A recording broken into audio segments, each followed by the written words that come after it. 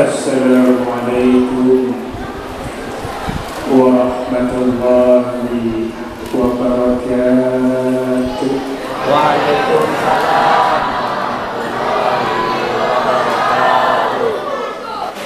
Pergi ke masjid pakai sandal jepit,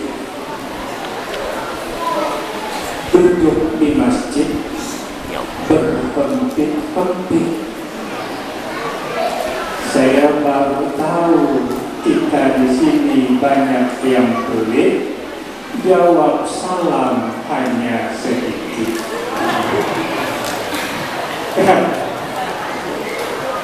Betul, kita ini banyak bu. Ayo coba kita gentarkan masjid ini untuk menjawab salam.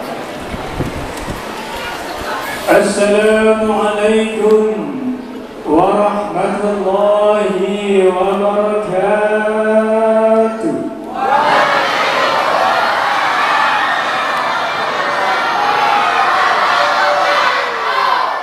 Burung merpati terbang berempat, terbang melayang di atas masjid, memberi salam hukumnya sunnah, menjawab salam hukumnya wajib. Oleh sebab itu, barang siapa di antara kaum muslimin yang tidak mau menjawab salam, maka kalau wajib seperti berdosa yang tidak melakukannya dan mendapat pahala bagi orang yang menjawabnya.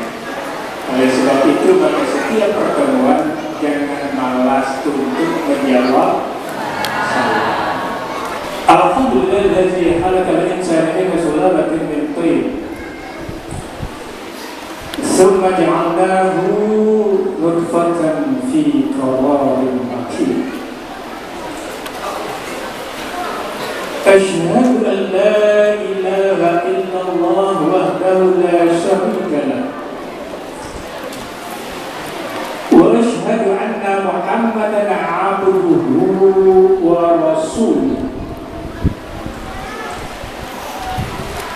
Allahumma salli ala sayyidina Muhammad. Allahumma salli ala sayyidina Muhammad. Allahumma salli ala sayyidina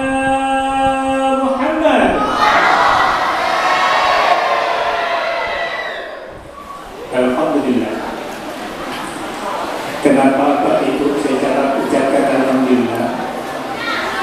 Karena saya dengar pertama saya menyampaikan salawat agak ragu, sama dengan salam pertama tadi. Saya penasaran, diulang lagi salawat yang kedua. Alhamdulillah volumenya semakin tinggi. Udah boleh paham, kayaknya Pak Haji ini minta kita jawab agak semangat. Saya ulangi ketiga kali, alhamdulillah volumenya pun semakin tinggi. Alhamdulillah. Kenapa ini saya ulangi? Jamaah rahimakumullah.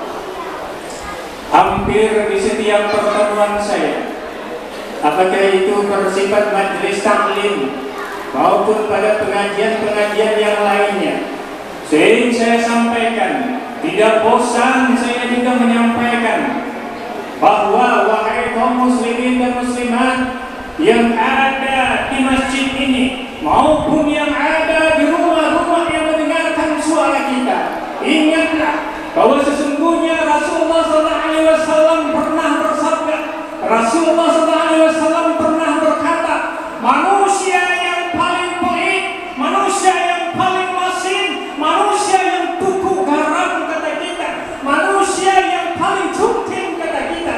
Rasulullah mengatakan bukan manusia yang tidak tahu bersedekah, bukan manusia yang tidak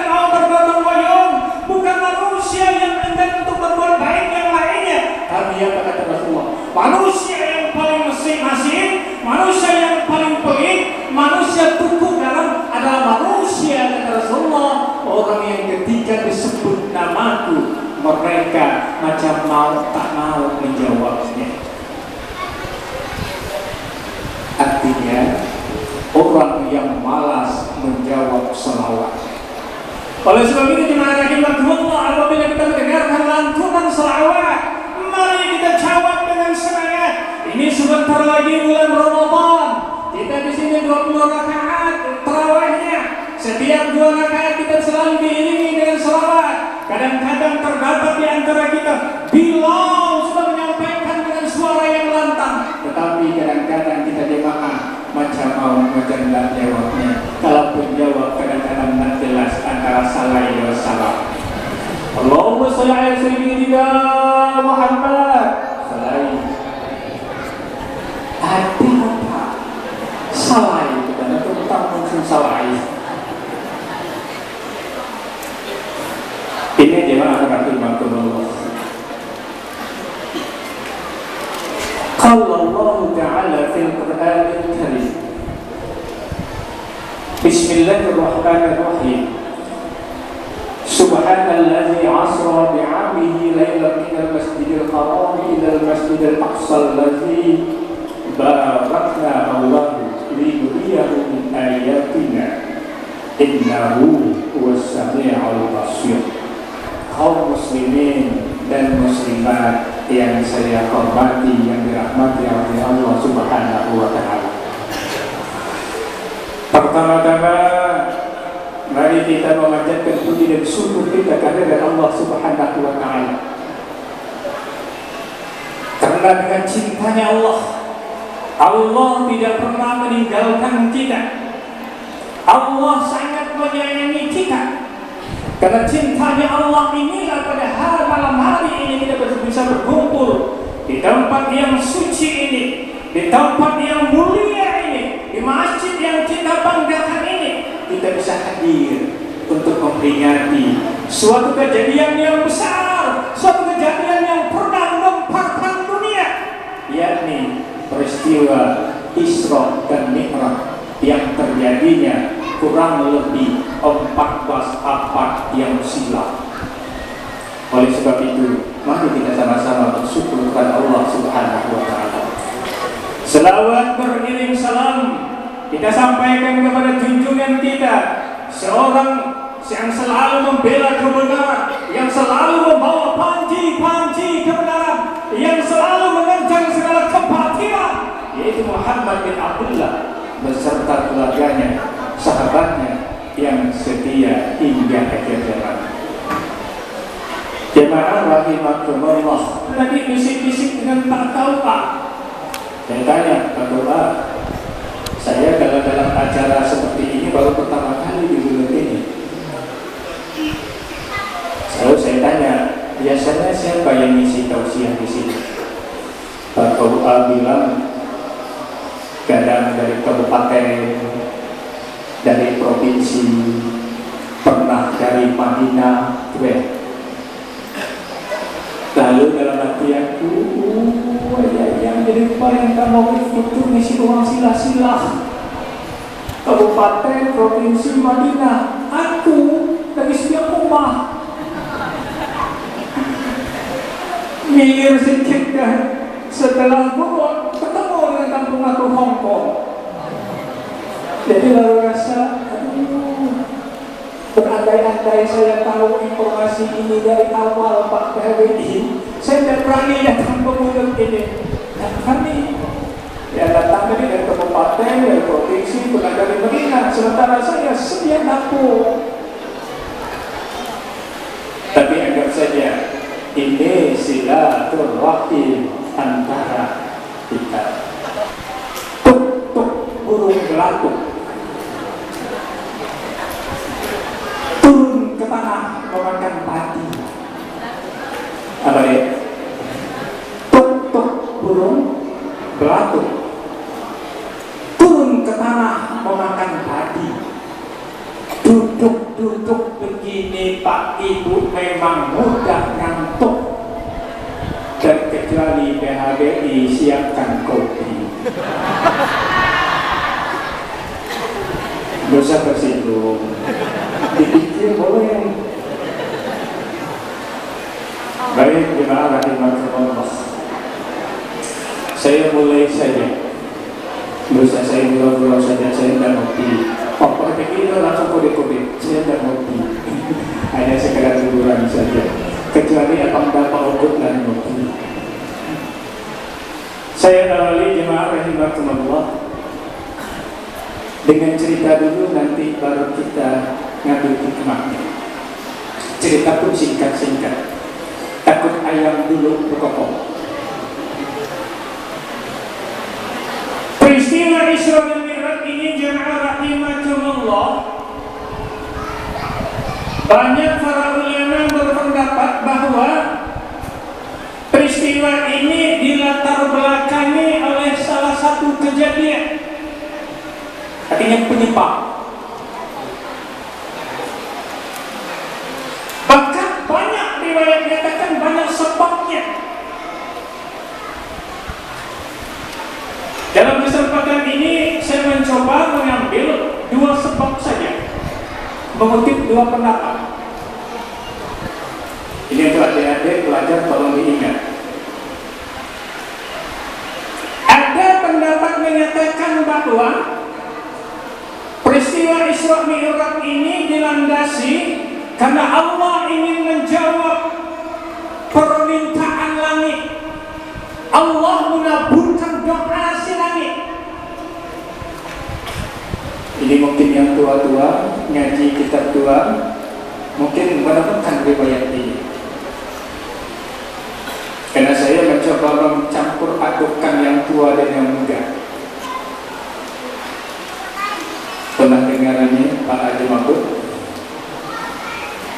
Bahwa peristiwa Isra Mi'raj ini ada pendapat para ulama mengatakan sebagai jawaban Allah terhadap permintaan langit, atau sebagai Allah mengabulkan doa si langit. Apa kejadian itu? Pernah suatu ketika langit dan bumi ini bertengkar, jemaah. Kata riwayat.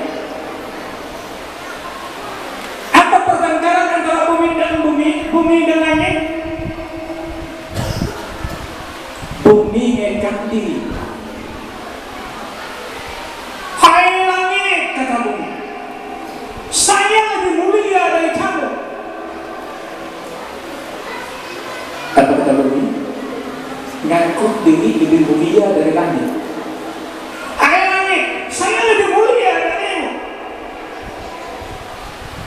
Kata langit, kenapa kamu ngomong begitu? Iya, kata bumi, saya lebih mulia daripadamu. Oh, kata langit, kalau bicara lebih mulia, belum tentu saya pun lebih mulia daripada kamu. Sama-sama mengklaim bahwa diri sebagai makhluk yang mulia. Hei, kata bumi,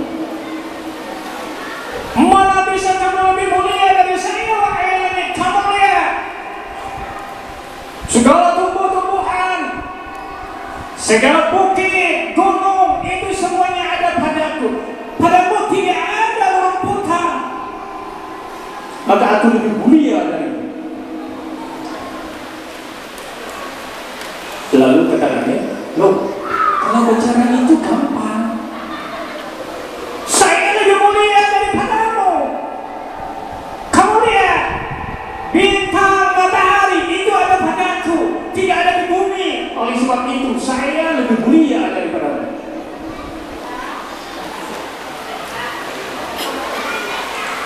Wah, ini perdebatan sengit antara langit dan bumi yang masing-masing mengklaim bahwa dirinya yang mulia.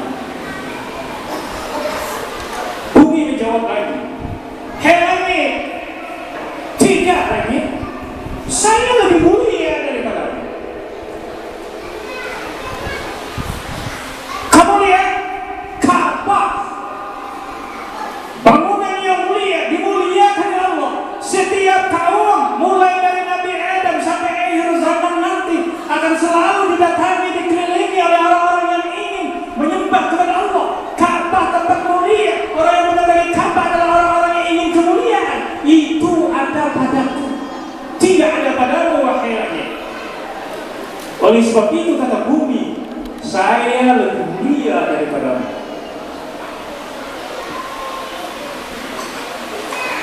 Luar biasa. Apa kisah hati bagi saya itu? Enggak itu bagaimana? Apa jawaban lain? Hai bumi, kalau bicara Ka'bah memang betul ada di bumi. Tetapi ingat, Baitul Ma'mur itu ada padaku, yang setiap hari dikunjungi para malaikat-malaikat yang selalu suci memuji Allah.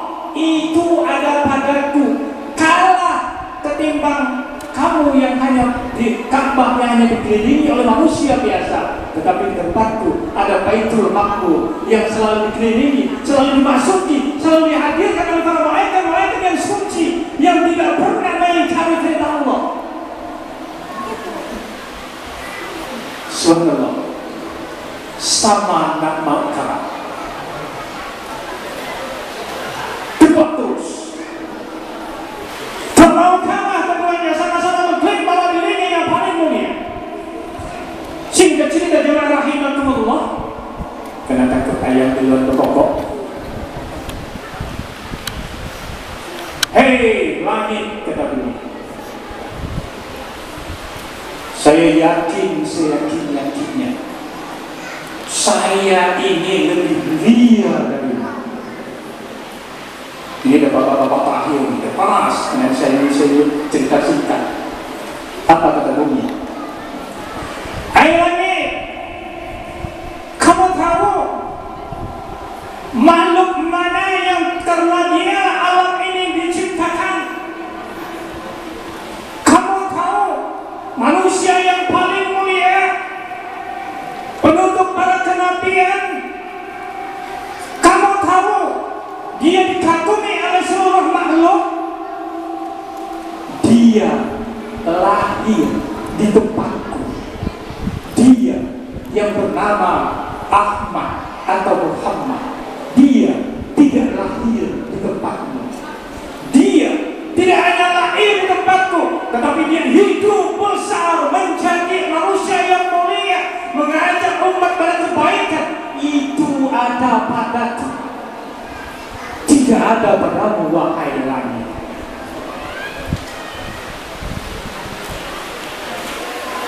Maaf, kenapa disebut dia sebagai makhluk penyebab daripada kejadian segala makhluk yang ada di makhluk ini? Silakan lihat dalam kitab atau buku Nur Muhammad. Di situ dijelaskan. Jemaah rahimahumullah pada hari yang cinta. Ketika langit mendengarkan ungkapan daripada si bumi yang mengatakan bahwa dia paling mulia, dia lebih mulia daripada langit, dan alasannya Muhammad sebagai manusia yang mulia, manusia yang penyebab daripada terjadinya seluruh makhluk di alam ini, manusia penutup kenabian, manusia yang mengajarkan kepada kebaikan, manusia yang selalu mengajarkan kepada kebatilan, hadir di bumi, lahir di bumi, langit diam 1000 bahasa. Artinya ketika langit diam itu secara di hatinya, diam-diam dia mengakui, dia sadar bahwa memang pantas kalau seandainya bumi itu mengakui lebih mulia daripadanya. Kenapa? Karena dia memang tidak pernah memiliki Muhammad. Muhammad betul lahir di bumi, Muhammad betul hidup di bumi, Muhammad betul meninggal pun di bumi. Lalu dia berdoa kepada Allah. Nah, ini jemaah rahimahumullah, langit pernah berdoa kepada Allah, ya Allah, saya mengakui ternyata memang bumi lebih mulia daripadaku. Ada satu yang tidak aku miliki, aku tidak memiliki Muhammad Rasul, manusia yang engkau cintai. Oleh sebab itu ya Allah, sudahlah Muhammad lahir di bumi, sudahlah Muhammad hidup di bumi, saya minta kepadamu ya Allah, datangkanlah sekali-sekali Muhammad ke tempatku. Subhanallah. Ini pernah didoakan Allah. Jemaah rahimakumullah. Ini riwayat di antara ulama yang berpendapat yang melatar belakangi terjadinya peristiwa Isra dan Mi'raj. Karena Allah ingin menjawab permintaan daripada langit. Karena Allah ingin mengabulkan doa dari langit supaya langit juga merasa mulianya sama dengan mulianya bumi.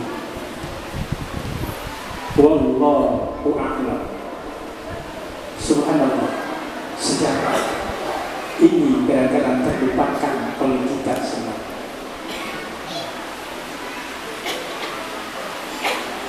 Ada lain pendapat mengatakan peristiwa Isra dan Mi'raj ini adalah sebagai hiburan sekaligus hadiah kepada Rasulullah. Kenapa disebut hiburan? Karena sebelumnya, yaitu pada bulan Ramadan, istrinya yang bernama Khadijah meninggal dunia. Tidak lama Khadijah meninggal dunia, meninggal pula pamannya Abu Talib. Sehingga pada tahun itu Nabi betul-betul merasa sedih, karena Nabi Muhammad adalah manusia biasa. Muhammad adalah manusia biasa. Bedanya dia adalah manusia biasa hanya satu: Nabi menerima wahyu, kita tidak. Artinya dia pandai sedih, dia pandai gembira, dia pandai merasakan keenakan, dia juga pandai merasakan kesedihan, kepahitan. Maka sebagai manusia biasa, ketika meninggal istrinya, ditambah meninggal pamannya, ketika itu Nabi Muhammad betul-betul merasa sedih, merasa kehilangan. Ibu, boleh saya cerita sedikit tentang Khadijah supaya Bapak juga tahu. Siapa tahu kita juga memiliki Khadijah di rumah kita, sehingga kita dapat menjawab kenapa Rasulullah SAW merasa kehilangan istrinya yang bernama Khadijah. Saya ceritakan sedikit. Kenapa Rasulullah merasa kehilangan, cinta sekali dengan Khadijah, sayang sekali dengan Khadijah, sehingga Khadijah wafat, beliau betul-betul sedih, beliau betul-betul terpukul. Bagaimana tidak? Ini maaf Bapak, saya ngadap ke ibu dulu karena saya mau fokus ke Khadijah. Bagaimana tidak, wahai Khadijahku sekarang. Ada dua orang riwayat yang paling menarik tentang kehidupan Khadijah.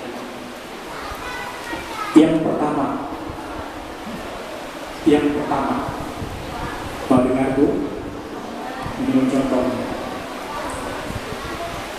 Pernah suatu ketika Rasul pulang ke rumah larut malam karena berdakwah.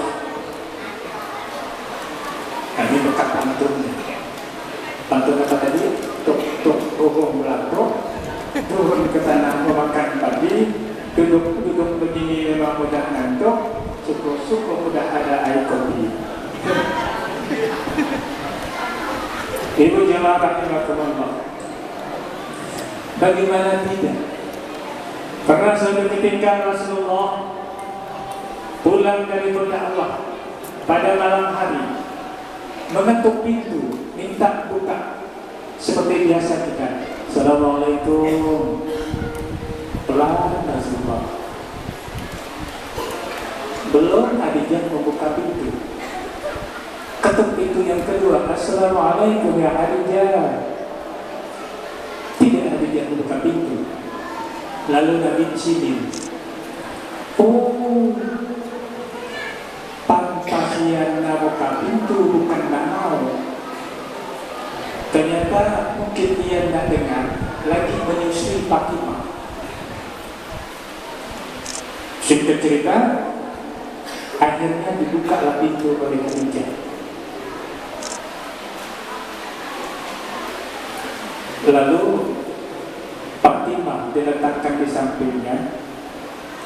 Rasulullah begitu masuk dari pintu rumah, sebagaimana biasa kebiasaan suami istri Rasulullah dan Khadijah. Rasulullah yang pulang berdakwah capek, yang kadang-kadang ketika dia berdakwah bukan menerima kesenangan, cacian, makian dari umat ketika itu, tapi Nabi tidak pernah mengeluh.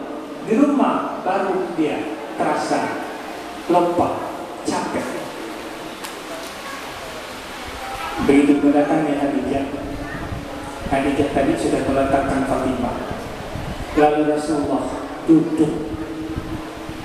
Rasulullah bukan duduk, baring di pangkuan Khadijah. Di pangkuan Khadijah. Supaya baring di pangkuan Khadijah, Rasulullah adalah suami Khadijah. Khadijah adalah bini Rasulullah.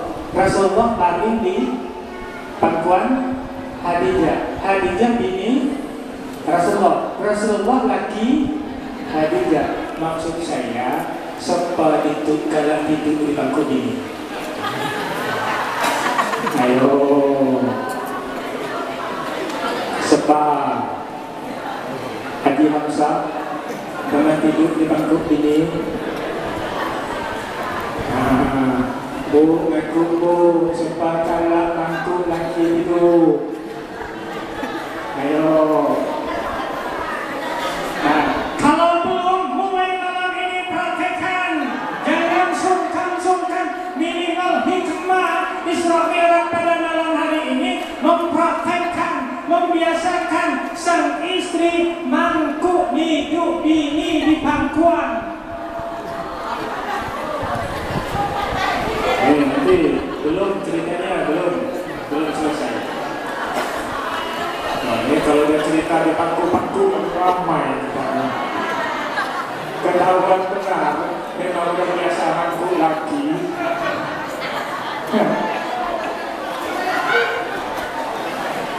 Jamaah rahimahullah. Ketika Rasul baring di pangkuan Khadijah, istri yang sangat bijaksana, yang penuh dengan pengertian. Dia tahu bahwa istri suaminya capek. Dia tahu suaminya yang berdakwah, yang selalu mendapat tantangan, yang selalu mendapat cacian. Maka ketika dia melihat suaminya baring di pangkuannya, Rasulullah Khadijah sambil mengusap-usap kepala Rasulullah. Tidak terasa Rasulullah ketika itu Rasulullah ketika itu tertidur dengan puas. Ketika Rasulullah tertidur, ketika Khadijah tiba-tiba meneteskan air mata, nangis Khadijah. Air mata Khadijah jatuh ke pipi Rasulullah. Karena kejatuhan air pipi istrinya, Rasulullah langsung terkejut bangun. Dalam dia terkejut bangun, Rasulullah lalu berkata kepada Khadijah, karena Khadijah memang sedang menangis sambil mengusap-usap rambut suaminya yang tercinta. Dengarkan dulu apa kata Rasulullah. Wahai Khadijah, mengapa engkau menangis? Apakah engkau menyesal bersuami denganku? Saya tahu engkau ini adalah manusia yang selalu dihormati, dimuliakan oleh kaummu terlebih dahulu. Tetapi semenjak engkau menjadi istriku, engkau selalu dihina, dicaci oleh kaummu. Apakah engkau menyesal karena itu? Ketika kita sebelum kawin, 2/3 dari kekayaan kota Mekah itu miliknya, dikuasai oleh Khadijah. Berapa? Pernah dengar riwayat kekayaan Khadijah? Janda kaya. 2/3 kekayaan kota Mekah itu miliknya Fatimah, itu miliknya Khadijah. Maka Rasulullah mengatakan, apakah kamu menyesal? Kamu dulu menjadi orang hartawan, tetapi setelah engkau bersuami denganku, hartamu engkau menjadi miskin? Apakah itu yang engkau sesali wahai Khadijah? Wahai Khadijah, apakah engkau menyesal tidak lagi dihormati oleh kaummu? Itu pertanyaan Rasulullah kepada Khadijah karena melihat Khadijah sedang menangis. Bu, mau tahu jawaban Khadijah? Mau tahu? Betul. Apa kata Khadijah? Ya Rasulullah, wahai suamiku yang tercinta, memang betul aku ini adalah dimuliakan oleh kaumku dulu sebelum menikah denganmu. Tapi sekarang ketika aku memilih orang yang mulia di sisi Allah, orang yang suci di sisi Allah menjadi suamiku, maka kemuliaanku ini telah kuserahkan kepada Allah dan telah kuserahkan kepada Rasul Allah. Iya Rasulullah, wahai suamiku, walaupun aku dulu pernah memiliki 2/3 dari kekuatan-kota Mekah, tapi semenjak aku mengakui engkau manusia yang mulia menjadi suamiku, sungguhnya hartaku itu telah kuserahkan kepada Allah dan telah kuserahkan kepada Rasulnya. Aku ikhlas. Tetapi mau tahu, wahai suamiku, apa yang aku takuti, apa yang aku tangisi? Bu, dengar baru bagus. Apa kata Khadijah? Wahai suamiku, apakah Tuhan mau tahu tentang apa yang aku tangisi? Apa kata Rasulullah? Iya, aku mau tahu. Ternyata Rasulullah menjawab, Khadijah menjawab, wahai suamiku, bagaimana aku tidak menangis? Aku tahu perjuanganmu masih panjang, pengorbananmu belum apa-apa, umat masih banyak yang belum mengikutimu, sementara aku ini sudah lebih tua daripadamu. Aku khawatir nanti kalau aku telah tiada, siapa lagi yang akan mendampingimu? Oleh sebab itu, wahai suamiku yang tercinta, kata Khadijah, saya berpesan kepadamu, berandai-andai nanti jika aku telah meninggal dunia, aku telah dikuburkan di perut bumi, sementara dakwahmu belum selesai. Anda berdakwah, Nuwan berdakwah, ingin menyeberangi sungai, ingin menyeberangi lautan, tetapi Nuwan tidak punya rakit, Nuwan tidak punya perahu menyeberangi lautan untuk berdakwah. Maka wahai suami tercinta, datanglah engkau ke kuburanku, galilah kuburanku, ambillah tulang-tulangku, jadikan tulang-tulangku menjadi rakit untuk kamu menyeberangi lautan dan sungai demi menyebarkan agama dan kebenaran. Subhanallah. Jelas Bu? Luar biasa. Luar biasa. Khadijah luar biasa. Betul. Ada yang agama sama lagi gitu ya. Paling-paling pesan kita awas. Anak sampai setenesi aku anak napan Papua berada di bawah.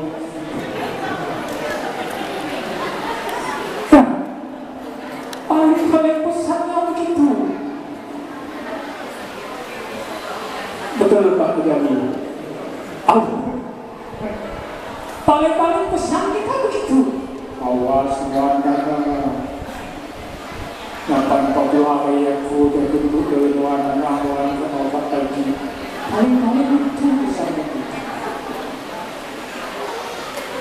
Tapi saya yakin ibu-ibu majelis taklim, ibu yang hadir di masjid ini, setelah acara ini selesai nanti, saya yakin dengan seyakin-yakinnya akan ada tekad, akan ada niat di hati ibu-ibu jemaah semuanya ini akan berbuat baik, akan berpesan kepada suaminya masing-masing. Minimal ngalap pesan ngadi kuku, ya pesan-pesan yang baik untuk menyemangatkan suami dalam hidup dan kehidupan. Luar biasa, subhanallah. Bagaimana Rasulullah tidak merasa kehilangan Rasulullah? Dalam riwayat yang lain mengatakan Khadijah ini dan sambil kita ngambil oleh-oleh ya Isra Mi'raj ini.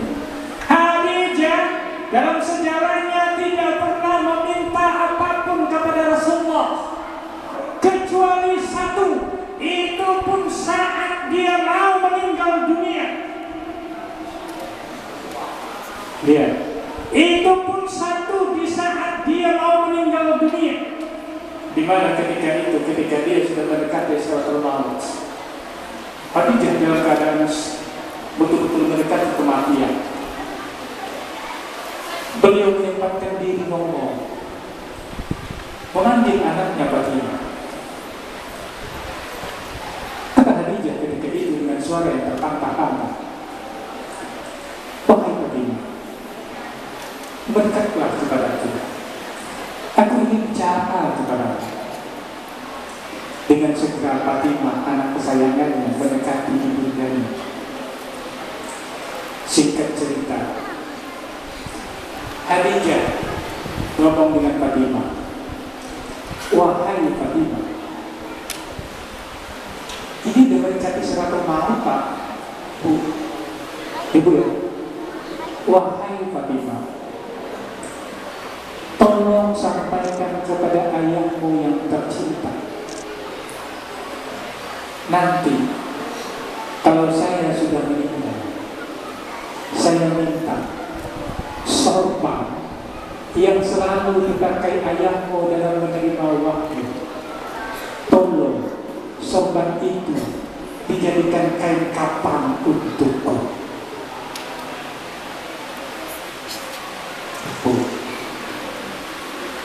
Dalam riwayat beliau menceritakan hanya itu yang pernah diminta Khadijah kepada suaminya. Itu pun minta sorban yang sering dipakai suaminya dalam menerima wahyu untuk dijadikan kain kafannya. Singkat cerita, Fatimah langsung menghampiri ayahnya. Iya, Mama baru berbisik denganku. Mama minta kalau Mama nanti meninggal, kain sorban yang sering dipakai oleh ayah menerima wahyu bisa menjadi kain kafan bagi Mama. Benar itu, Pak, Bu. Rasulullah sebagai manusia biasa yang saya katakan, dia juga pandai merasakan itu sedihkah, gembirankah, sakit hatikah, senang hatikah. Ketika itu Rasulullah langsung mendekati istrinya, meneteskan air mata. Nangis Rasulullah, berbisik di telinga suami istrinya, wahai Khadijah, istriku yang tercinta, sampai hati dikau, sampai minta sorban untuk dijadikan kapanpun engkau minta lewat anakmu. Kenapa engkau tidak langsung saja bicara kepadaku? Apa jawab Fatimah? Wahai suamiku tercinta, aku tidak sudi dalam hidupku ini membebankan terhadap kehidupanmu. Bayangkan, minta kain sorban menjadikan kain kafan, itu pun dianggap membebankan suami. Maka ketika itu jemaah Allah, semakinlah Rasulullah menunjukkan air mata, sedih. Kenapa sedih? Rasulullah tahu, sebagaimana saya sampaikan tadi, kekayaan Khadijah menguasai 2/3 kekayaan kota Mekah. Hartanya dia habiskan untuk membantu perjuangan Rasulullah, dia habiskan untuk membantu perjuangan kaum muslimin yang lain. Sehingga dalam riwayat dikatakan, ketika Khadijah meninggal dunia, Khadijah tidak memiliki satu pun kain yang bagus untuk menutupinya. Selimut yang ia pakai ketika dia Sidratul Maut itu ada selimut yang sudah puluhan tambalnya. Satu di antara tambal itu pun sudah ditambal dengan kulit kayu kurma. Bayangkan, ini menjadi contoh perjuangan Khadijah, bagaimana cintanya Khadijah, bagaimana dekatnya Khadijah dengan Rasulullah dan umat Islam ketika itu. Maka terjawablah oleh kita, wajar dan pantas ketika Rasulullah meninggal, ketika Khadijah meninggal dunia, Rasulullah merasa terpukul batinnya, Rasulullah merasa sedih sekali ditinggal oleh istri yang sangat solihah, istri yang sangat bijaksana, istri yang sangat memperhatikan kehidupan kaum muslimin ketika itu. Makanya ada riwayat yang mengatakan tadi, sebab salah satu di antara sebab terjadinya peristiwa Isra dan Mi'raj adalah menghibur hati Rasulullah dibawa bertemasa. Tapi temasanya orang yang dicintai, temasanya orang yang suci, beda dengan temasanya kita. Kalau kita paling-paling temasa ke pulau dengan sama. Betul? Jadi paling-paling ke pulau dengan sama. Berarti ada lagi? Tadi, misalnya tadi. Atau yang bukan salah lagi dengan tadi yang tidak. Pikniknya Rasulullah, penghibur Rasulullah, bukannya ke pulau Begansa, bukannya ke air terjun yang ada di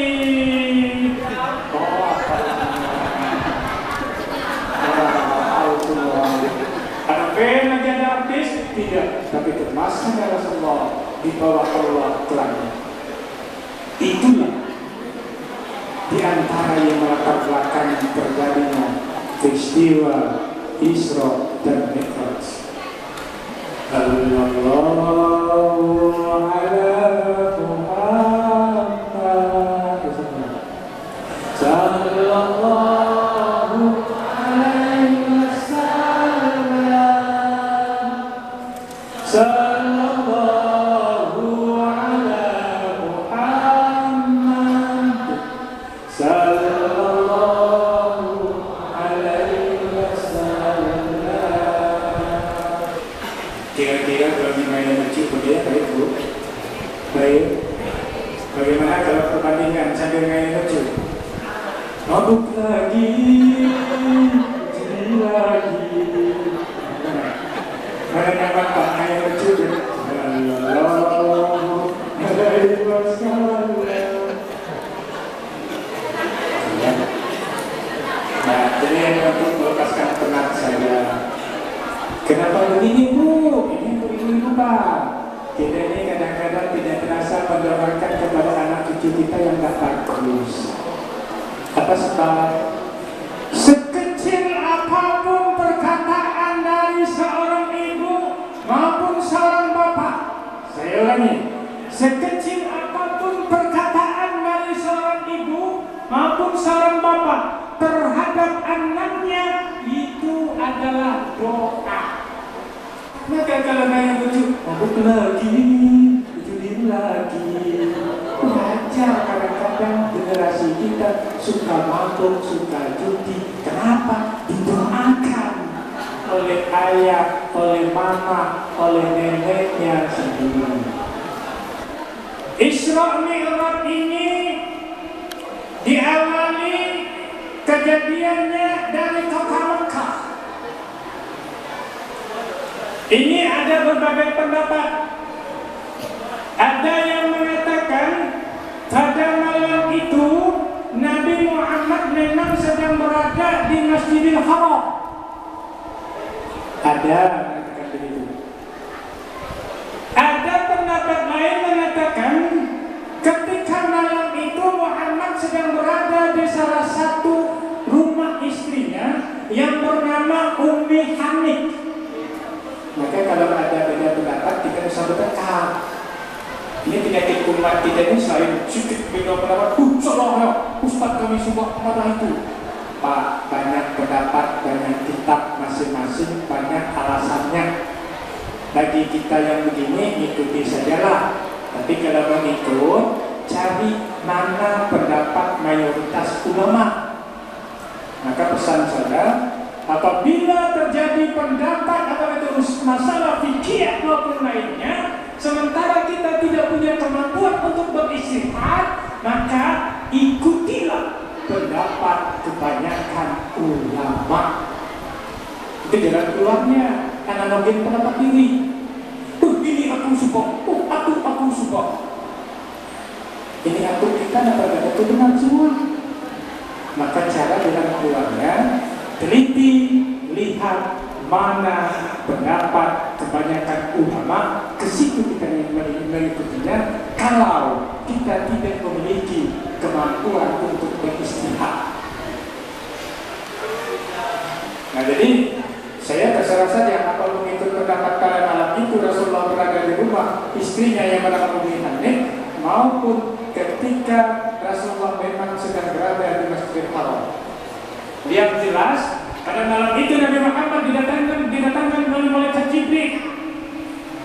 Singkat cerita, malaikat Jibril berkata kepada Muhammad, "Ya Muhammad, saya diperintahkan Allah untuk mengajak kamu pergi. Pergi ke mana ya Jibril?" Karena dalam riwayat itu mengatakan ketika itu Muhammad memang terkejut melihat penampilan Jibril. Karena Jibril ini bisa menyerupai makhluk lain, Pak. Bisa berubah bentuk. Dalam riwayat, Muhammad ini melihat wajah Jibril ini yang asli hanya 2 kali seumur hidupnya. Jibril ini menampakkan wajah asli kepada Muhammad dalam hidupnya Muhammad hanya 2 kali. Selain daripada itu, ketika menyampaikan wahyu kepada Muhammad, Jibril ini berbagai macam bentuk. Ada menyerupai laki-laki, ada yang tidak kelihatan jasadnya hanya dengan suara, ada suaranya hanya bersuara gelincingan, dan lain sebagainya. Yang wajah asli itu hanya 2 kali. Menampakkan wajah asli yang pertama ketika peristiwa nuzulul Quran. Nanti bulan Ramadan kita mau peringati, kita tidak cerita dulu. Yang kedua, peristiwa Isra dan Mi'raj. Itulah 2 kali Jibril menampakkan wajah yang asli. Makanya ketika malam peristiwa Isra Mi'raj ini, Rasulullah terkejut. Ya Jibril, ada apa ini? Apa ini mau kiamat? Karena engkau telah menunjukkan pada yang asli, engkau berhias luar biasa. Kata Jibril, tidak ya Muhammad. Saya diberitakan oleh Allah. Allah mengundangmu untuk menghadap. Singkat cerita, terjadilah proses perjalanan Isra. Di mana proses itu sebelum berjalan, Muhammad diajak oleh Jibril ke telaga Zam-Zam, sumur Zam-Zam. Muhammad di situ belah dadanya. Ini kisah ini sudah sangat populer, artinya bersih, diisi dengan iman, diisi dengan hikmah hatinya. Setelah itu ditutup lagi perutnya, teruskan perjalanan. Berjalanlah dengan menggunakan burak. Saya nambah cerita burak. Jemaah burak yang dipakai oleh Nabi Muhammad, yang dibawa oleh Jibril, ini adalah burak yang dari surga. Di mana dalam bumi surga itu banyak sekali ribuan burak. Maka suatu ketika Allah memerintahkan kepada Jibril, wahai Jibril, engkau menjemput Muhammad, ambil itu burak, pilih burak itu.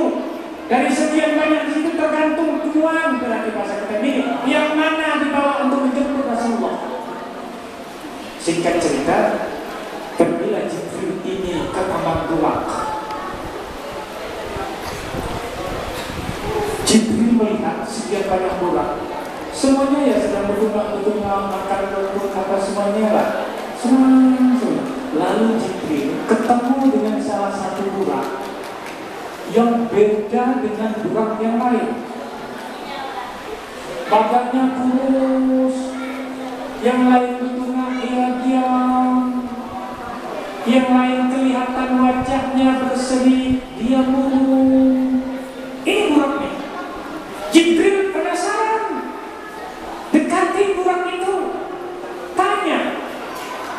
Wahai budak, kenapa engkau beda daripada budak yang lain? Lihat budak-budak yang lain bermain, makan rumput-rumput yang hijau, mereka bersenang-senang dengan teman yang lain. Sementara kamu kurus, wajahmu tidak berseri-seri, kulitmu pucat. Kenapa demikian? Lalu budak itu bercinta pada Jibril. Wahai Jibril, bagaimana aku ini bisa bergembira? Bagaimana wajahku ini bisa berseri? Dan tidak mungkin badanku ini bisa bergerak. Karena ya Jibril, aku ini telah lama mendengarkan Muhammad. Yang aku dengarkan Muhammad adalah makhluk yang mulia, makhluk yang dikagumi oleh malaikat-malaikat. Tapi aku sendiri tidak pernah melihatnya. Aku cinta kepada Muhammad itu. Aku rindu, wahai Jibril, kepada makhluk yang nama Muhammad. Aku ingin lihat. Saking rindunya aku, semakin cintanya aku tidak teringat makan dan minum. Aku tidak sanggup untuk bergurau seperti teman-temanku yang lain. Aku tidak kuasa mencari rumput-rumput yang hijau untuk kumakan, karena aku tenggelam dengan cintaku kepada Muhammad. Saya penasaran pada Jibril. Lalu kata Jibril, wahai budak, kalau begitu adanya, malam ini engkau akan ketemu dengan manusia hamba Allah yang bernama Muhammad. Singkat cerita, saat tadinya Mauritania, muka dari budak itu berseri lebih manis, lebih bagus, lebih nyaman dipandang dari budak-budak yang lain. Badannya yang semula wajah menjadi tegap, wajahnya yang kemarin itu selalu murung lalu berseri-seri, kulitnya yang asal mulanya pucat lalu matang, sehingga dia gagah dari budak-budak yang lain. Kenapa? Karena kerinduannya akan tercapai, akan ketemu dengan Muhammad, karena Jibril akan mempertemukannya. Itulah budak yang dipakai oleh Muhammad dalam perjalanan Isra dan Mi'raj. Berjalanlah dari Masjidil Haram ke Masjidil Aqsa. Singkat cerita, di Masjidil Aqsa itu ternyata telah ditunggu oleh para roh para nabi-nabi yang terdahulu. Muhammad disuruh menjadi imam. Di situ menandakan kemuliaan Rasulullah. Disambut macam kita dari itu disambut sampai ke Masjidil Aqsa. Setelah menjadi imam selesai dan sebagainya, meneruskan perjalanan dari Masjidil Aqsa naik ke langit. Itu namanya Mi'raj. Naik. Nah, ini ada cerita tentang ayam. Ternyata di pintu langit yang pertama, Nabi Muhammad SAW dikejutkan, diperlihatkan oleh Allah. Ternyata di langit yang pertama itu ada makhluk yang namanya Ma'amanunu, ayam. Ada ayam. Kalau sejarah enggak, ini kalau sejarah tua diceritakan. Tapi jangan berpikir seperti ayam yang ada di kita ini. Berapa besar ayam itu, Pak? Bu? Ayamnya cantik, kepalanya tinggi di langit yang paling atas, kakinya berada di bumi yang paling bawah. Ayam karena sayapnya kalau dibentang dia datang dari timur ke barat, nutup dunia. Ini ayam. Siapa besar dengan teman-teman? Nah, besar anak ini. Ini Pak, ada ayam. Yang luar biasa dalam sejarah dikatakan, ternyata ayam itu berkokok, Pak. sama dengan pokok kita. Setelah ayam yang ada di langit itu berkokok, barulah diikuti oleh ayam yang ada di bumi. Komandonya ayam yang ada di langit. Cuma bedanya, kalau ayam di kita itu kan itu bukan bunyi kokok. Paling-paling bunyi kokok ayam kita itu kok. Betul? Betul? Betul? Ternyata ayam yang ada di langit yang pertama juga berkokok, tetapi kokokannya adalah pujian kepada Allah Subhanahu wa Ta'ala. Apa kokoknya? Kalau diteliti bunyi kokok ayam itu ternyata ada kalimatnya. Jadi bukan kokok, bukan. Ayam yang ada di langit yang pertama itu bunyinya adalah Subhanal Malikul Quddus Al-Kabirul Muta'ali La ilaha illa huwa La ilaha illa huwa Al-Hayyul Qayyum. Itu kokokan ayam yang ada di langit. Hafal Subhanal Malikul Quddus Al-Kabirul Muta'ali La ilaha illa huwal Hayyul Qayyum. Lalu di dunia padahal kokok ayam yang ada langit bukan suaranya kok, tetapi dia memuji Allah. Subhanal Malikul Quddus, Maha Suci Allah, Al-Kabirul Muta'ali, Allah yang paling maha besar, Allah yang paling maha tinggi. Tidak ada yang melebihi kekuasaan Allah, tidak ada yang lebih tinggi daripada kekuasaan Allah. Subhanallah. Apa kokok ayam? Minggu ini kami kokok ayam langit ya, kita hafal. Bagi bapak saya itu guys ya.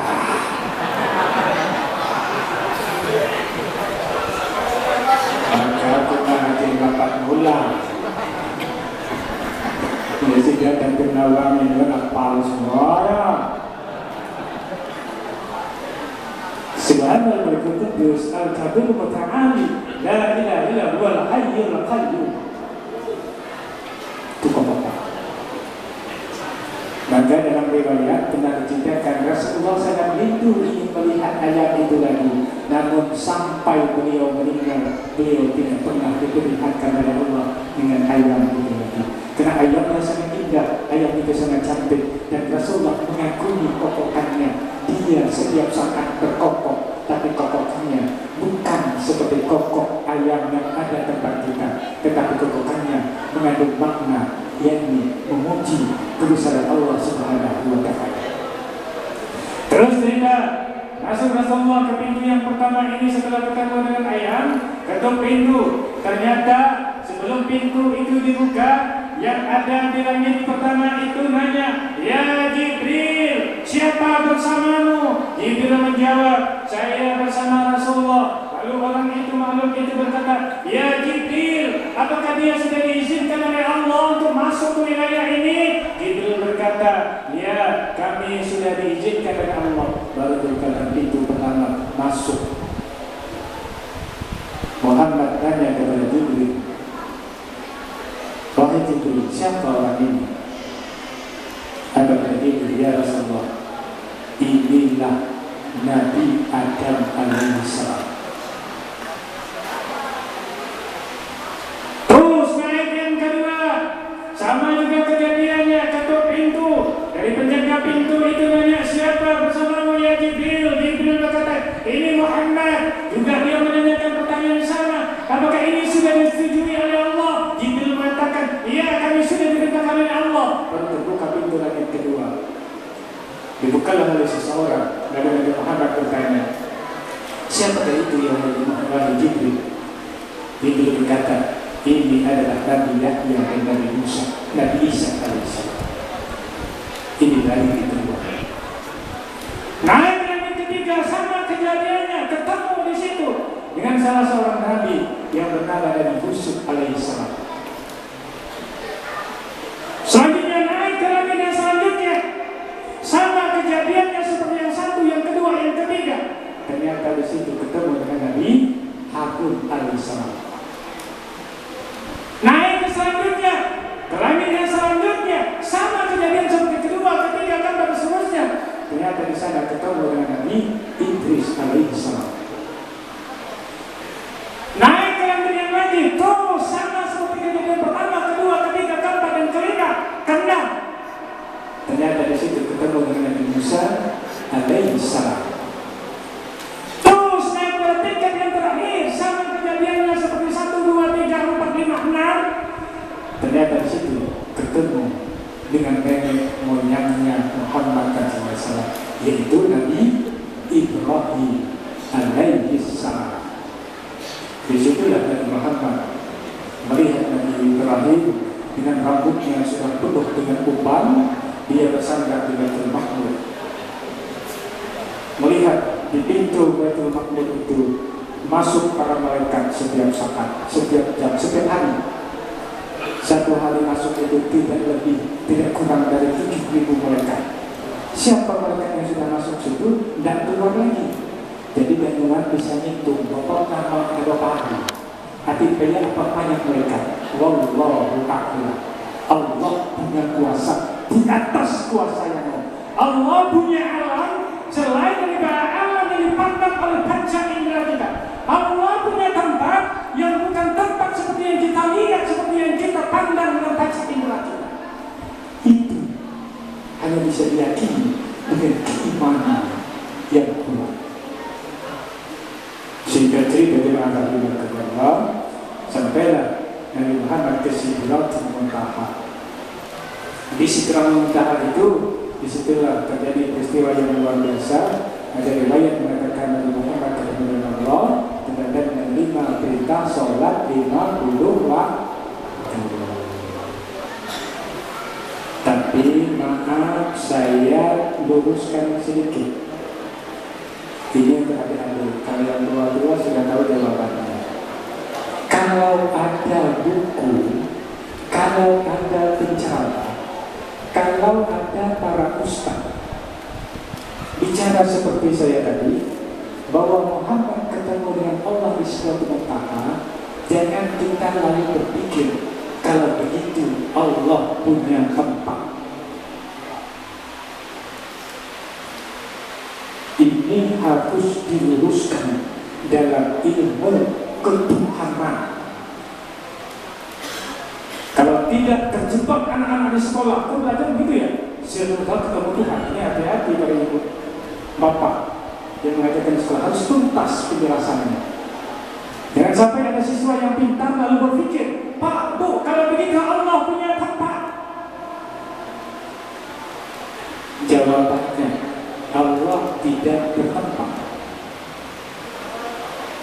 Lalu bagaimana masalah Sidratul Muntaha? Sidratul Muntaha diartikan sebagai tempat yang paling tinggi. Bukan berarti tempat ini masjid ya, masjid ini ya. Sidratul Muntaha, ya itu situ saudara. Sidratul Muntaha diartikan suatu tempat kemuliaan yang paling tinggi.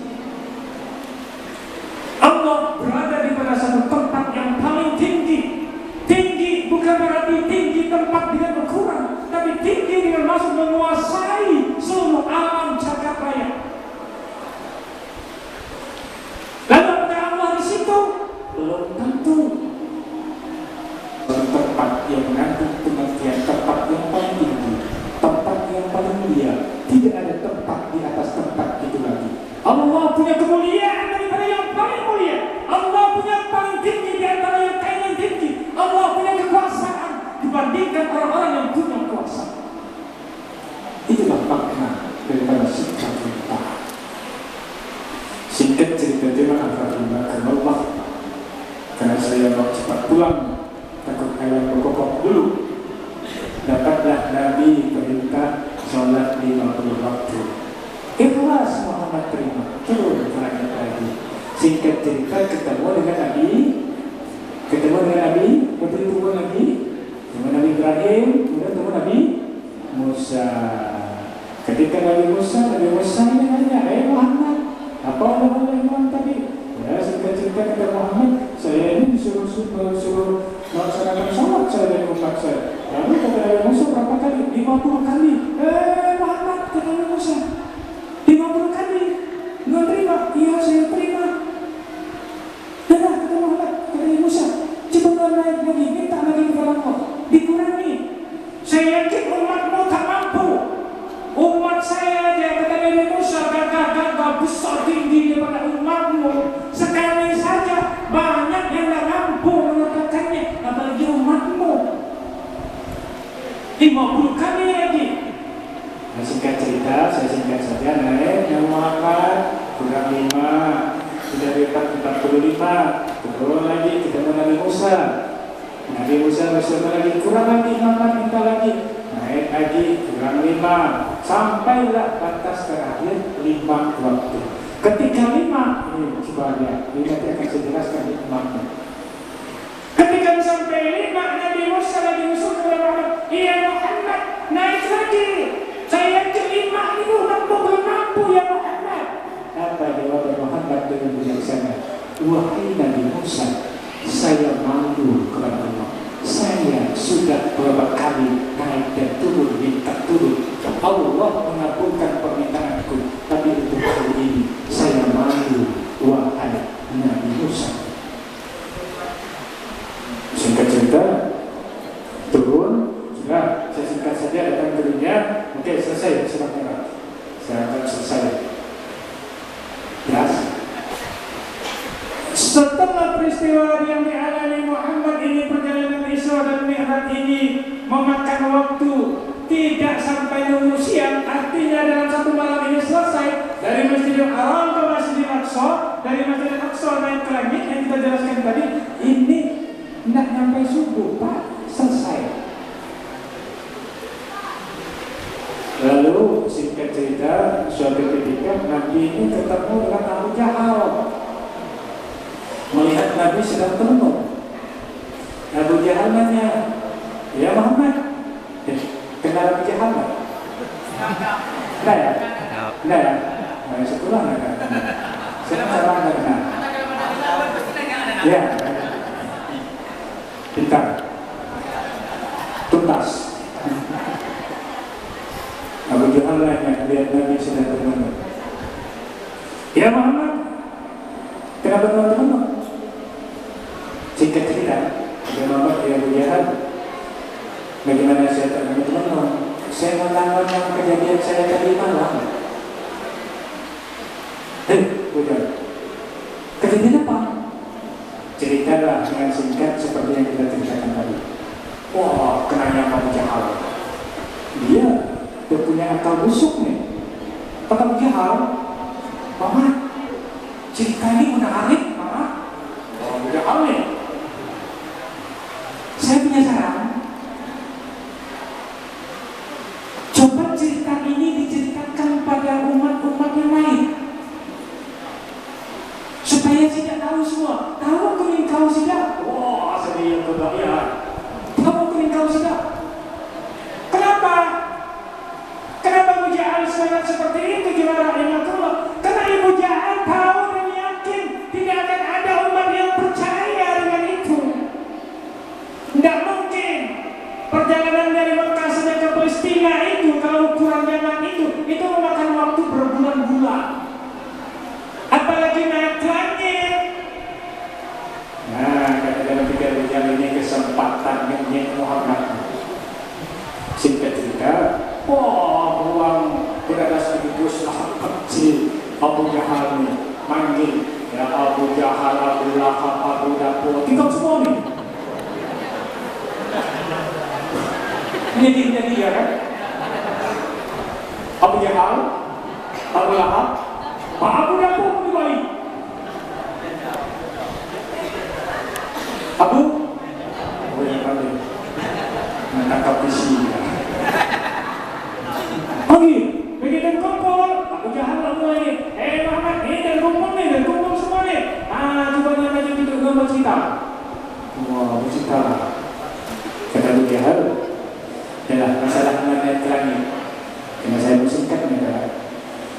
Coba aku minta Tuhan angkat kaki setia yang ada ini naik ke langit. Aku bilang, kau ni angkat lagi. Coba Tuhan angkat setia lagi. Ya tentu Nabi jatuh. Kan begitu. Nabi jatuh. Nabi tahu.